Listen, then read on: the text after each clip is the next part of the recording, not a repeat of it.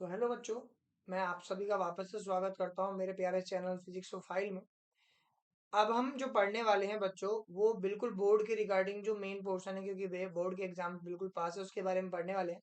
जैसा कि आप लोगों को बिल्कुल क्लियर स्क्रीन पे दिख रहा होगा कि हम derivation of all electric field intensities के बारे में पढ़ेंगे और फर्दर हम इसको इस तरीके से समझेंगे कि ये हमारे पास काम में भी आ सके। इलेक्ट्रिक फील्ड इंटेंसिटी की डेरिवेशन में ये कुछ 7 डेरिवेशन है जो आप लोगों को बेसिकली पढ़नी होती है।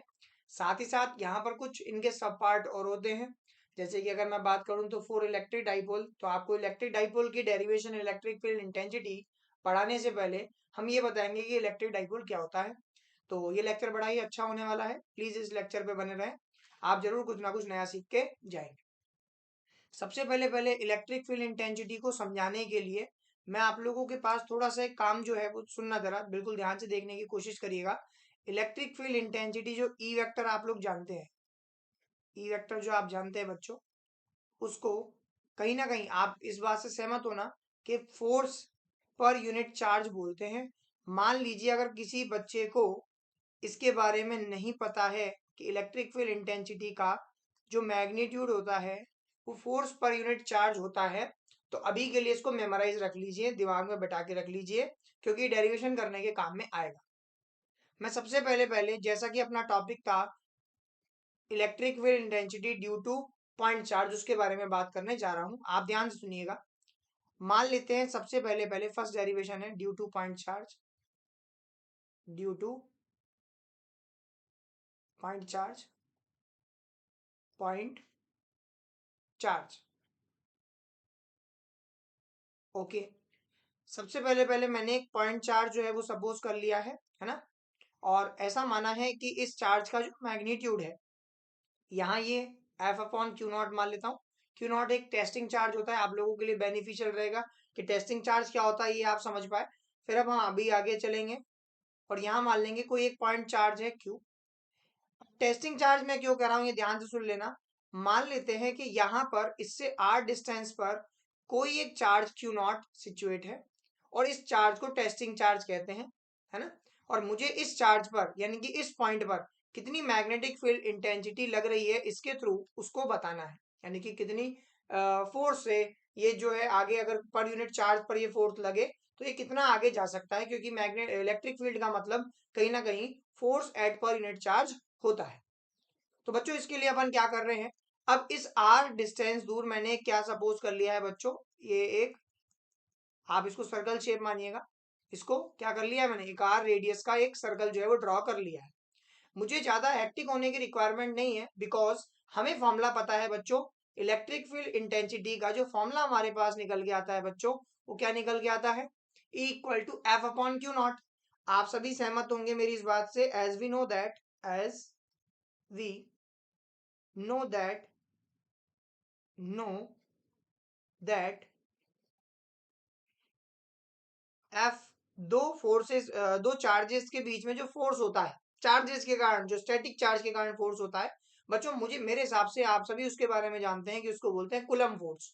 और कुलम फोर्स का फॉर्मूला अगर ये वैक्यूम में है तो वो फॉर्मूला क्या बनता है, K Q one Q two over R square. यहाँ के को आप 1/4 पाई एप्सिलॉन नॉट के नाम से भी जानते हैं। कोई रटने की रिक्वायरमेंट नहीं है। फर्दर आप देखें जरा इसको कैसे बना सकते हैं। ई आप लोगों को निकालना है, आपको पता है बच्चों ई का formula F upon Q not जो है वो होता है। फर्दर जब आप इस वैल्यू को पुट कर देंगे यहाँ पर, तो ई इक्वल्स टू आपके पास क्या आएगा, मैं थोड़ा ऊपर ये स्टेप जो है ये आप लोगों को दिखा देता हूँ। फर्दर बच्चों आप लोगों के पास यहाँ ये जो स्टेप है इसको अपन यहाँ कंडक्ट करा रहे हैं, ध्यान से देखिएगा आप लोग। अगर मैं बात समझने की कोशिश करूं तो ई की जगह ई और एफ की जगह मैं क्या पुट कर सकता हूं बच्चों, K Q one Q two over R square divided by Q naught. Q naught से क्यू नॉट क्या हो जाएगा, cancel, then F E will be K Q over R square, K Q over R square. इस बात में आपने समझ में आया होगा कि ई इक्वल्स टू आपके पास क्या निकल के आया बच्चों, K Q by R square. Further मैं फिर से आप लोगों से बात कहूंगा, अगर आपको पेपर में अच्छे मार्क्स चाहिए तो आप लोग ई वर्सेस आर ग्राफ के बारे में भी बात करेंगे। और आप लोगों को सभी को पता होगा, अगर ये कुछ इस तरीके से दिखाई दे रहा है तो 1/r² या r का ग्राफ जो आप है वो जानते हैं, कुछ इस शेप का जो है हमारे पास ये आता है। क्या इतनी बात समझ में आई? अगर इतनी बात समझ में आई तो आप इसका स्क्रीनशॉट ले सकते हो, बिकॉज ये बहुत एक नॉर्मल एक सस्ती सी डेरिवेशन है जिसके बारे में अपन ज्यादा पैनिक होने की रिक्वायरमेंट नहीं रखेंगे, क्योंकि इस लेक्चर में हमारे को और भी अच्छी अच्छी चीजें जो है वो सीखनी है। नेक्स्ट मैं आगे चल रहा हूँ बच्चों। जैसा कि मैंने आपको बताया था कि फर्स्ट टॉपिक हमारे पास क्या था, due to a point charge, अपन ने इसको क्लिक कर दिया, टिक कर दिया, खत्म। सेकंड देखना बच्चों आप लोगों के पास क्या आता है। सेकंड जो पॉइंट है बच्चों आप लोगों के पास वो आ रहा है किसके रिगार्डिंग, इलेक्ट्रिक डाइपोल के रिगार्डिंग। तो मैंने आपको जैसा कि बताया कि जिस चीज के रिगार्डिंग आ रहा है आप उसके बारे में ही बात करेंगे। एक सेकेंड रुकिएगा। हाँ, तो जिस चीज के बारे में आ रहा है आप उस चीज के बारे में ही बात करेंगे। मैं अभी पॉइंट चार्ज के बारे में बात करके आया था, अब मैं इलेक्ट्रिक डाइपोल के बारे में बात करने वाला हूँ। तो मुझे सबसे पहले पहले इलेक्ट्रिक डाइपोल को पढ़ने की रिक्वायरमेंट होगी। अगर मैं इलेक्ट्रिक डाइपोल को पढ़ने की कोशिश करूं तो क्या होता है सर, देखो नाम से समझ में आ रहा है हमें, डाइपोल, डाइपोल।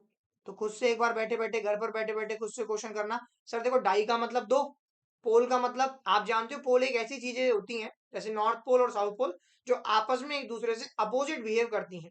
अब यहाँ पर हम कोई मैग्नेट तो लेके बैठे नहीं, यहाँ हम लेके बैठे हैं चार्जेस।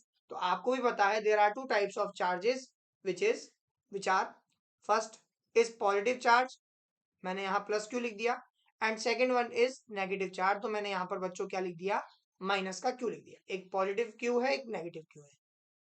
अगर इस तरीके का सिस्टम बन जाए जिसके बीच में, इनके बीच में जो डिस्टेंस है, अभी मैं 2a लिख रहा हूँ, अरे सर आप रट के आए हो क्या, 2a क्यों लिख रहे हो डिस्टेंस को, आप l भी तो लिख सकते हो या फिर आप x भी तो लिख सकते हो। बच्चों यहाँ 2a डिस्टेंस को लिखने का कोई ना कोई रीजन होगा। आप अभी जब इसकी डेरिवेशन पे पहुंचेंगे तब आपको कई बार ऐसा करना पड़ेगा कि इसके सेंटर से डिस्टेंस को अज्यूम करना पड़ेगा। तो इसके लिए आप क्या करेंगे, इस डिस्टेंस को जब सेंटर से अज्यूम करेंगे तो डिस्टेंस हाफ हाफ पार्ट में जो है वो डिवाइड हो जाएगी। इसलिए अपन बड़े आराम से क्या कह देंगे कि यहाँ पर ये 2a डिस्टेंस जो है वो हमारे पास काम में आ रही है।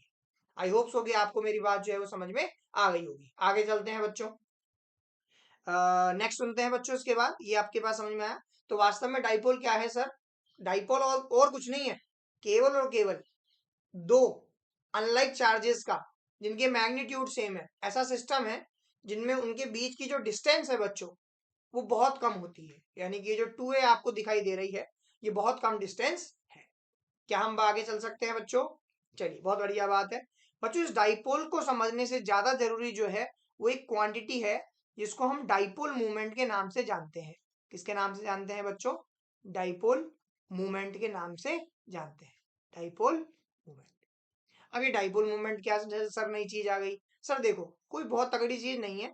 एक डाइपोल मूवमेंट एक मतलब यूं मान लो इन डाइपोल्स के लिए एक मैं बात कर सकता हूँ, एक मूवमेंट की बात होती है इन डाइपोल्स। तो इन जो डाइपोल का मूवमेंट हमारे पास आ रहा है वो आप आगे जाकर समझोगे ये नेगेटिव चार्ज से पॉजिटिव चार्ज की तरफ होता है। कहां से कहां होता है? नेगेटिव चार्ज से पॉजिटिव चार्ज। बच्चा जनरली यहाँ कंफ्यूज होता है क्योंकि बच्चों इलेक्ट्रिक फील्ड लाइंस कहां से कहां होती है? पॉजिटिव टू नेगेटिव, है ना।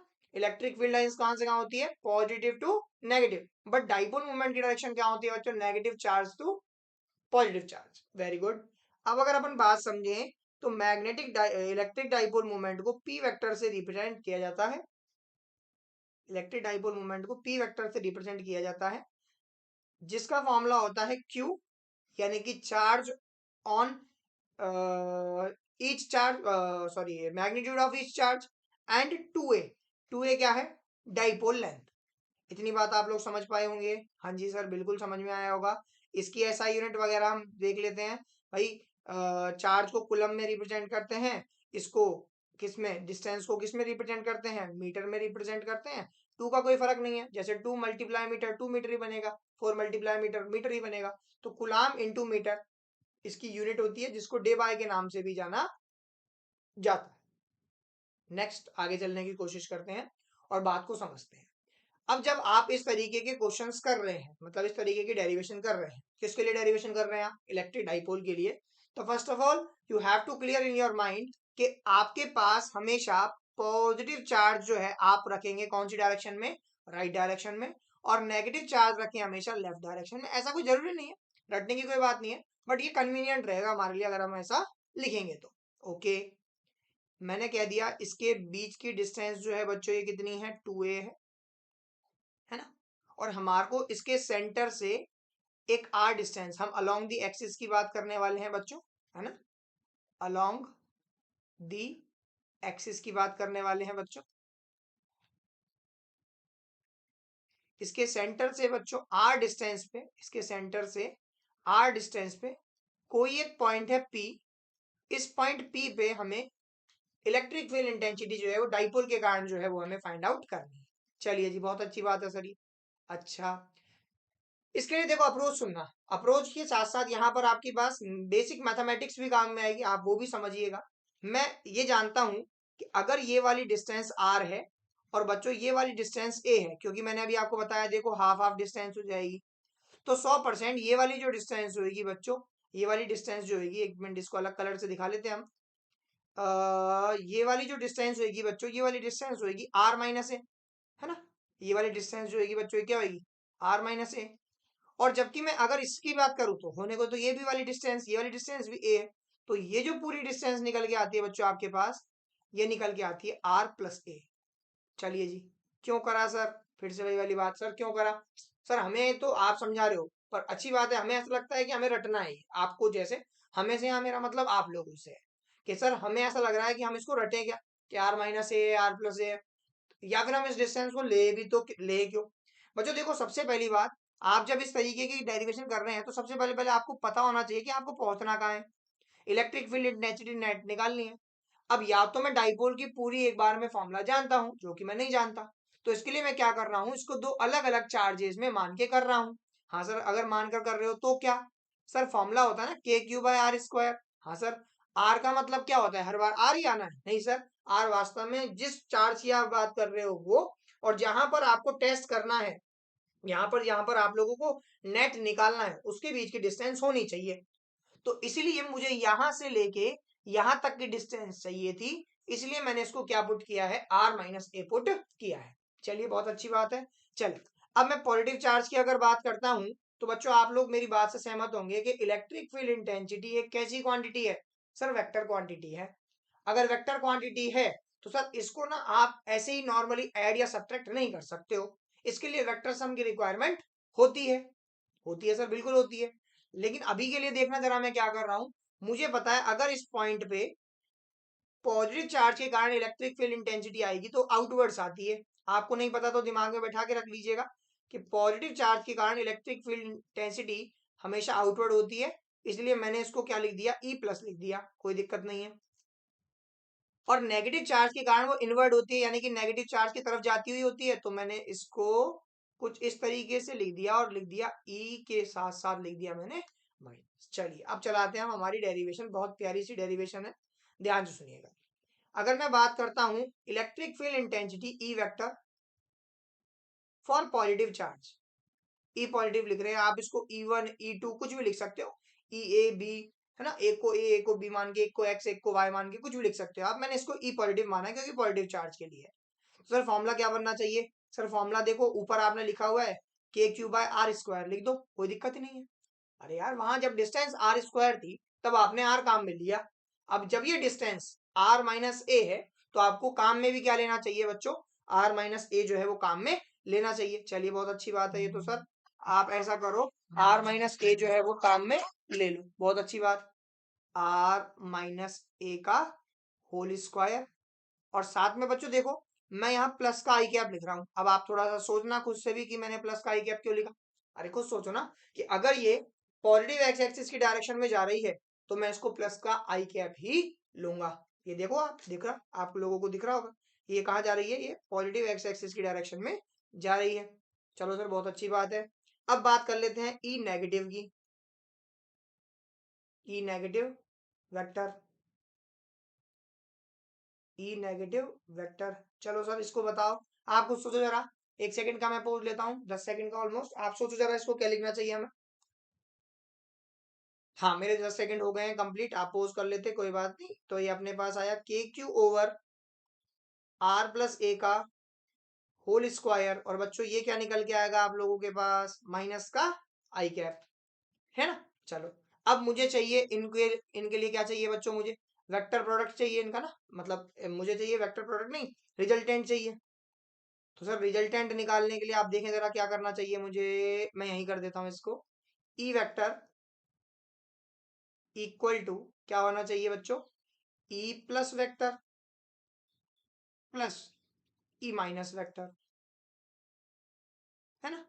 ई प्लस वेक्टर होना चाहिए और दूसरा वाला होना चाहिए ई माइनस वेक्टर। अच्छा, तो बच्चों आपके पास जो ई नेट आएगा, जिसको मैं अभी ई वेक्टर के नाम से जान रहा हूं, वो क्या आएगा, के क्यू अपॉन आर माइनस ए का होल स्क्वायर आई कैप प्लस के क्यू अपॉन आर प्लस ए का होल स्क्वायर, साथ में क्या आ जाएगा बच्चों, माइनस का आई कैप।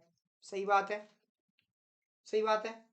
अब बच्चों या तो भाई आपको फॉर्मूला पता है, दो वेक्टर क्वांटिटीज अगर आपके पास आ रही है ना, आपने फॉर्मूला पढ़ा है कैसे निकालते हैं सर, सर ए स्क्वायर फिर plus B square plus 2ab cos theta से निकालते हैं। हाँ सही बात है बच्चों, लेकिन वो जब निकालते हैं जब एक क्वांटिटी और दूसरे क्वांटिटी का क्या दे के रखा हो, मैग्नीट्यूड दे के रखा हो, यानी कि आई कैप जे कैप के कैप के टर्म्स में ना देकर कुछ भी एक वैल्यू दे के रखी हो, और दूसरी बात उन दोनों के बीच का एंगल दिया हो। ऑल्दो यहाँ पर भी दोनों के बीच का एंगल दिया हुआ है, आप सभी समझदार हो, अगर एक आई कैप और दूसरा माइनस आई कैप है तो दोनों के बीच में एंगल 180 डिग्री है, यानी कि डायरेक्ट लेस हो सकता है। लेकिन अगर आपके पास इस वेक्टर टर्म्स में दिया हो तो आप इसको डायरेक्ट ऐड और सब्ट्रैक्ट करने की सहूलियत रखते हैं। देखिए जरा मैं यहीं पर एक बार कर देता हूं, तो आप देखेंगे थोड़ी सी डेरिवेशन थोड़ी सी अपन देखेंगे तो बड़ी है, ज्यादा कुछ इसमें पैनिक होने की नीड अभी भी नहीं है।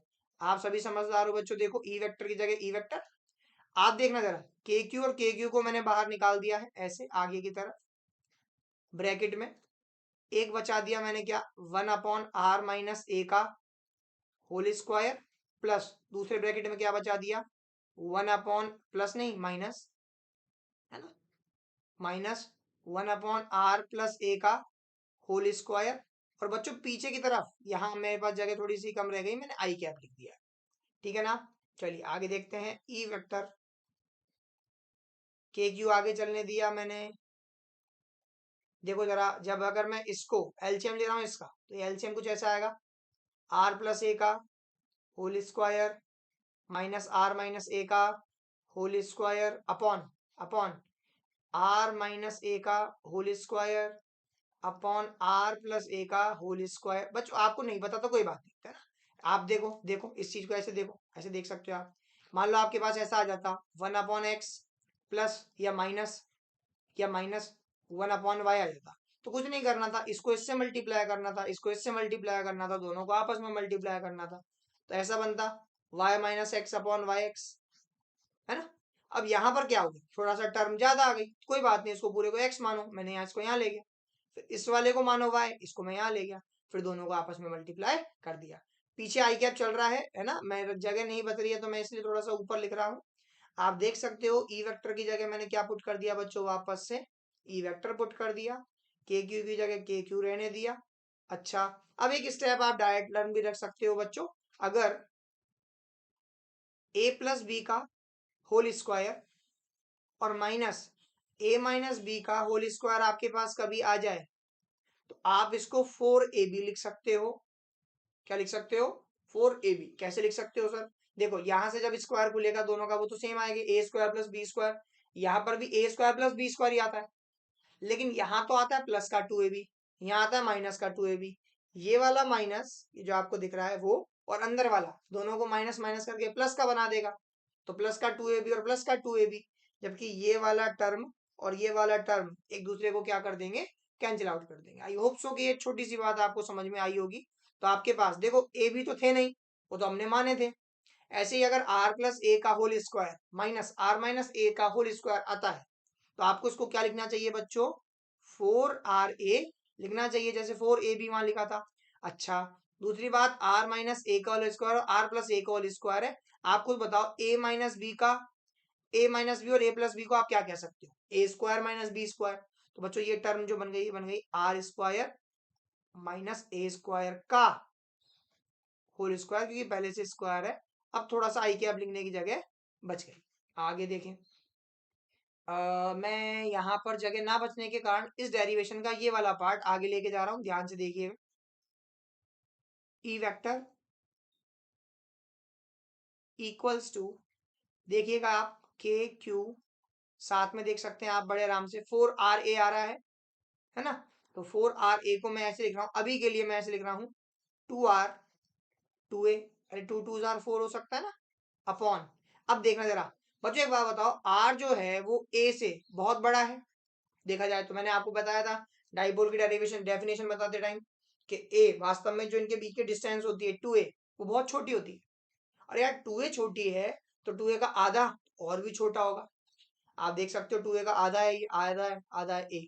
और अगर मैं इसका स्क्वायर कर दूं तो ये तो और भी ज्यादा छोटी टर्म निकल के आएगी, और फिर उसका ऊपर भी स्क्वायर हो जाए तो और भी ज्यादा छोटी टर्म निकल के आएगी। जैसे 0.1 का स्क्वायर करो तो क्या निकलता है, 0.01 निकलता है।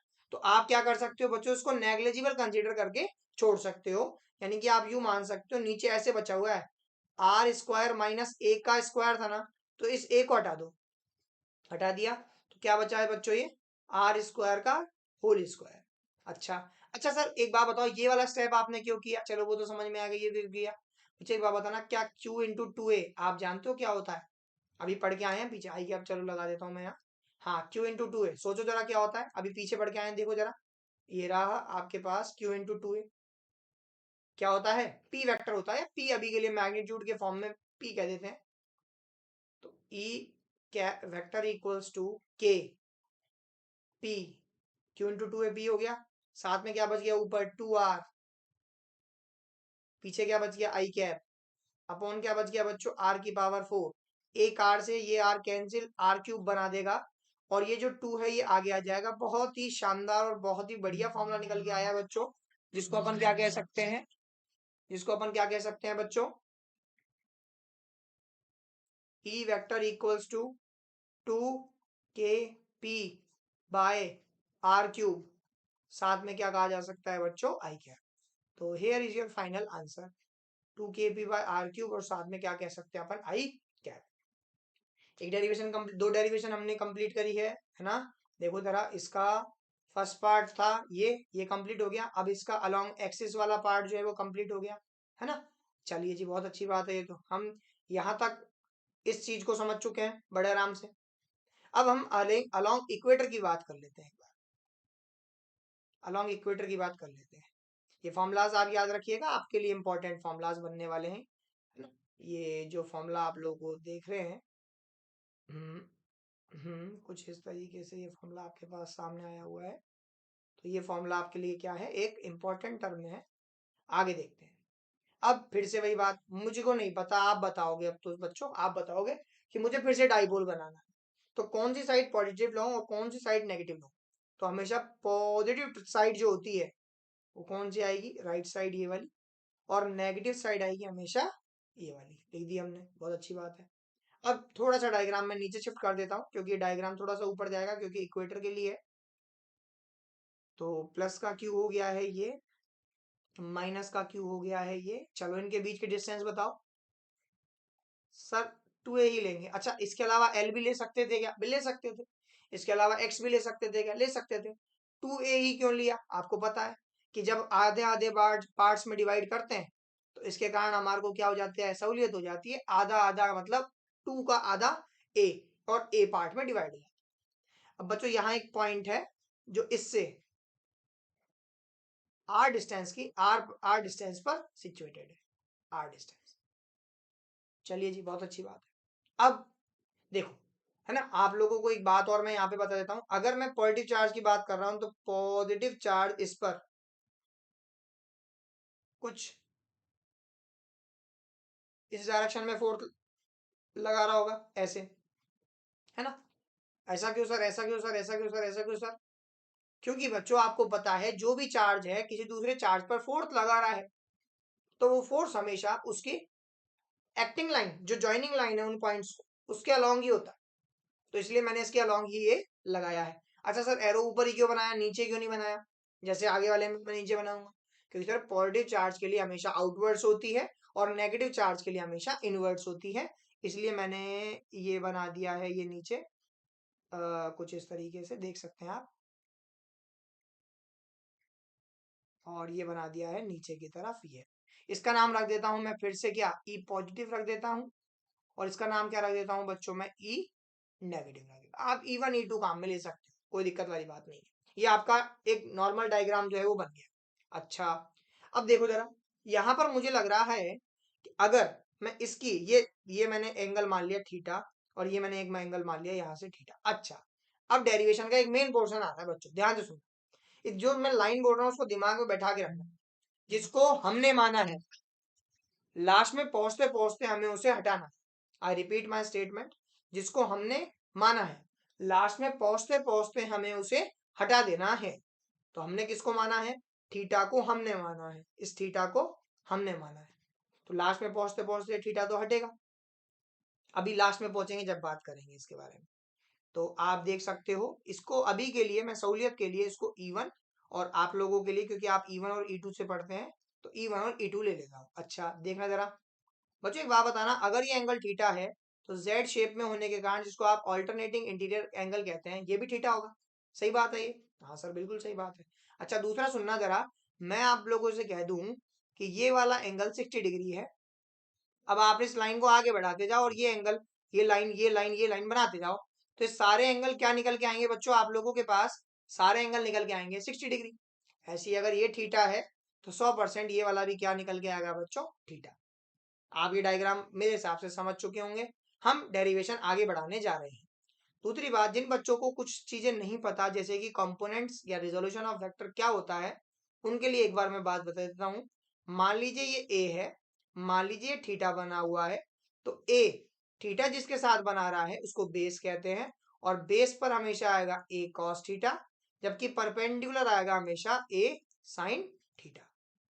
इतनी बात समझ में आई? अब डिपेंड नहीं करता बेस कहाँ से बन रहा है, मतलब थीटा जहां से बन रहा है वही बेस होगा। ये ए है, मान लो ये थीटा हो जाए अब, तो बच्चों इस तरफ बनेगा क्या? A cos theta, as it is इस तरफ क्या बनेगा? A sine theta. I hope so आपको बात समझ में आई होगी, जहां से भी आपको दिख जाए, है ना? जरूरी नहीं सीधा सीधा डायग्राम आपको दिखाई दे। जैसा कि आप देखना जरा, इस डायग्राम को ध्यान से देखना। यहाँ आप लोगों को क्या दिखता है? देखो देखो देखो देखो, यहां से बन रहा है थीटा इस जगह से। तो अगर मैं इसकी, और इसमें भी थीटा यहाँ से बन रहा है, अगर मैं इसकी बात करूं पहले वाले की, तो इसको मैं बोल सकता हूँ क्या? E1 कॉस थीटा, क्योंकि थीटा यही इसी लाइन से बन रहा है। और इसके जस्ट परपेंडिकुलर ले लीजिए इस जगह पे, इस जगह पे, तो ये क्या बन सकता है बच्चों? E1 sine theta. बहुत अच्छी बात। अब मैं E2 की बात कर लेता हूँ, तो इस जगह को मैं क्या कह सकता हूँ बच्चों? फिर से देखो, E2 कॉस थीटा, और नीचे वाले को फिर से कहा, क्या कहा जा सकता है बच्चों? E2 sine theta. खत्म बात। ये डायग्राम समझ में आया? डायग्राम समझना ज्यादा जरूरी है। नहीं समझ में आया तो वीडियो को फिर से रिवाइंड करना और फिर से इस डायग्राम को देखना। आगे चलें। अच्छा, अब मैं एक बार, भाई थीटा वीटा तो हमने माने हैं, कम से कम जो क्वेश्चन में हमें पहले से पता है उसके बारे में तो हम थोड़ा सा दिमाग लगा ले। बिल्कुल सर। बच्चों एक बात बताना, ये वाली जो डिस्टेंस है इसको फिर से मैं आधी हो गई इसलिए ए कह दूं, और इस वाली डिस्टेंस को भी ए कह दूं। सही बात है। अच्छा, अब सर आप एक बात बताओ कि अगर अगर आप डिस्टेंस की बात करते हो, इस वाली डिस्टेंस, अरे सर ये डिस्टेंस निकाल क्यों रहे हो? क्योंकि भाई इस पॉइंट से इस पॉइंट तक की डिस्टेंस नहीं निकालेंगे तो K Q by R square formula कैसे लगाएंगे? चलो डिस्टेंस निकालते हैं। आप लोगों को दिख रहा होगा ये परपेंडिकुलर है, ये बेस है। 100% ये वाली जो डिस्टेंस होगी ये अंडर रूट में R square plus A square होगी। ऐसे ही ये वाली जो डिस्टेंस होगी ये अंडर रूट में R square plus A square होगी। अब सर देखो, आपके पास जो चार्ज होता है वो एक वेक्टर क्वांटिटी है, तो वो चार्ज का आप साइन नहीं लोगे कभी भी, साइन का काम उनकी डायरेक्शन ही कर देगी। प्लस का कारण भी वही आएगा और माइनस के कारण भी वही आएगा। देखें जरा कैसे, K Q upon under root में R square plus A square का होल स्क्वायर। क्यों सर? अरे भाई इनके बीच की डिस्टेंस ये है, अंडर रूट में R square plus A square, इसलिए हमने उसका क्या कर दिया? स्क्वायर कर दिया। ऐसे E2 बताओ, E2। अब बच्चा कहता सर माइनस का K Q by same to same term, नहीं, हम प्लस माइनस तो उसके डायरेक्शन के हिसाब से ही लेते हैं, यहाँ केवल और केवल मैग्नीट्यूड काम में आता है। तो के क्यू अपॉन, यही लिख देता हूँ थोड़ा सा साइड में करके, under root R square plus A square का होल स्क्वायर। बच्चों आप लोगों को नहीं लगता E1 और E2 क्या मैग्नीट्यूड सेम है? अगर दोनों का मैग्नीट्यूड सेम है तो खुद सोचना जरा, कि ये y कोऑर्डिनेट से एक दूसरे को कैंसिल कर देंगे कि नहीं कर देंगे, कि भाई दोनों का एंगल सेम है, E1 sin theta E2 sin theta, मैं क्या बोल सकता हूँ E1 sin theta equal to किसके आ जाएगा, जल्दी बताओ किसके आ जाएगा, E2 sin theta. So they will cancel out each other, cancel out each other. अच्छा, जो मैग्नेटिक फील्ड बने, इलेक्ट्रिक फील्ड जो बचेगी वो केवल और केवल किसके कारण बचेगी बच्चों, इसके और इसके कारण। तो मैं क्या कह सकता हूँ, जो ई नेट आएगा, ई नेट वो क्या निकल के आएगा बच्चों, देखो डायरेक्ट लिख रहा हूँ मैं ऐसा लिखता पहले तो E1 cos थीटा, फिर मैं लिखता प्लस में E2 cos थीटा, चलो लिख देता हूँ E1 cos theta plus E2 cos theta. और अगर मैं मिला के बात करूं तो दोनों E1 और E2 मैग्नीट्यूड में तो सेम है, इसको मैं E मान लेता हूं, तो ओवरऑल क्या बना बच्चों 2E cos थीटा, ये E नेट की वैल्यू हो गई। अच्छा, अब वो स्टेप आ गया, क्या स्टेप आ गया, अरे भाई जिसको हमने माना है लास्ट में पहुंचते पहुंचते हमें उसे हटाना है, 2 की जगह 2, ई देखो ई की वैल्यू क्या थी, के क्यू अपॉन अंडर रूट के अंदर, नहीं अंडर रूट नहीं था यहाँ पे, केवल पूरा स्क्वायर अंडर रूट को हटा देता है, R square plus A square बनता। अच्छा कॉस थीटा अब हमने माना था, थीटा हमने माना था, तो इसको हटाओ, क्वेश्चन में जिसको हमने माना है उसको हमें हटाना है। अच्छा कॉस थीटा क्या होता है, देखा जाए तो बेस अपॉन हाइपोटेनियस, बेस कितना है ए, हाइपोटेनियस कितना है अंडर रूट में A square plus R square plus A square, तो क्या लिख सकते हो आप, A upon R square plus A square का हाफ, अरे अंडर रूट को हाफ ही तो कहते हैं, है ना। हाँ, अब देखो क्या फायदा मिला इससे, क्यू टू ए, हाँ क्यू टू ए, हाँ इसका मतलब ये तो बन गया सर क्या पी, तो ई नेट देखो जरा क्या निकल के आता है आप लोगों के पास, पी, पी और देखो कैसे निकल के आता है 2 के पी अपॉन, देखो अगर मैं आपसे बोलूं किसी भी डिजिट की पावर एक तो एक पूरी है और एक आधी है, तो जब बेस सेम होते हैं तो पावर ऐड हो जाती है, तो 1 प्लस हाफ को मैं बड़े आराम से बच्चों 3/2 कह सकता हूं, तो ये क्या बन जाएगा R square plus A square की होल पावर क्या बन जाएगी बच्चों 3/2।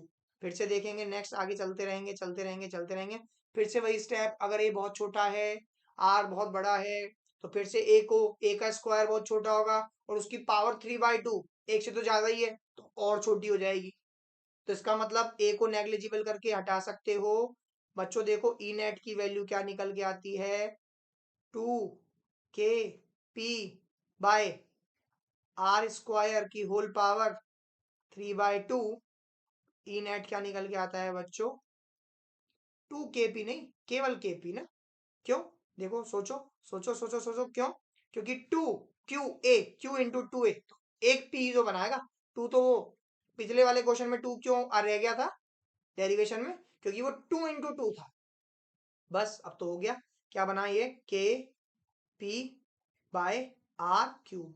अच्छा इसमें और इसमें क्या फर्क है बच्चों, आप अगर इसकी डायरेक्शन देखेंगे तो आप देखेंगे नेगेटिव एक्स एक्सिस की डायरेक्शन में जा रहा है, तो इसकी पहली एक तो खासियत क्या है कि माइनस का आई कैप है, और दूसरी बात क्या है इसके लिए कि ये उसका आधा है, किसका, एक्सिस का, तो ई एक्सिस जो आता है वो हमेशा मैग्नीट्यूड में नेगेटिव टाइम्स आता है, नेगेटिव टाइम्स आता है, मैग्नीट्यूड में तो डबल आता है, डबल ऑफ ई इक्वेटर। ये नोट डालिए, एक इंपॉर्टेंट बात आप लोगों को जो है वो लिखनी है ना, एक इंपॉर्टेंट बात है। और दूसरी बात क्या है कि दोनों की डायरेक्शन एक दूसरे से क्या होती है बच्चों, अलग अलग होती है, ठीक है। तो ये हमने क्या करा, आज 3 जो पोर्शन थे इलेक्ट्रिक डाइपोल के, एक डेरिवेशन और है वो अपने सिलेबस से जो है वो हटा दी गई है, तो इसके लिए अपन बात नहीं कर रहे, किसी को फिर भी फर्दर अगर जाननी हो, बहुत सिंपल बहुत इजी डेरिवेशन है बच्चों, वो किसी को फिर भी नीड हो, मन हो समझने का कि सर हमें समझनी है, तो आप प्लीज मुझे मैसेज इस पर कमेंट करके बता सकते हैं। इसके साथ साथ आपके पास ये conducting sphere, insulating sphere, conducting rod, conducting sheet और कंडक्टिंग प्लेट, ये जो दिख रही है, ये सारी डेरिवेशन को पढ़ने के लिए आप लोगों को कुछ कुछ चीजों की रिक्वायरमेंट होगी, ये गॉस लॉ यहाँ भी काम आएगा, तो आप यहाँ पर पहले गॉस लॉ पढ़ेंगे, अभी मैंने बताया जैसे कि अपन एक एक करके सारी चीजें कवर करने वाले हैं। तो नेक्स्ट लेक्चर जो आएगा बच्चों वो किस पर आएगा, गॉस लॉ पर आएगा। फिर गॉस लॉ के बाद अपन ये गॉस लॉ के यूजेस में ये सारी चीजें पढ़ेंगे। और गॉस लॉ में एक इंपॉर्टेंट टॉपिक क्यूब रिलेटेड जो क्वेश्चन है वो भी आप लोगों के पास बनते हैं, वो भी इस लेक्चर में उस लेक्चर में क्या करे जाएंगे, डिस्कस करे जाएंगे। थैंक यू बच्चों, आई होप कि आपने लेक्चर जो है वो एंजॉय करा। ठीक है बच्चों, आज के लिए इतना ही। इसी के साथ जय हिंद जय भारत, मिलते हैं नेक्स्ट लेक्चर में।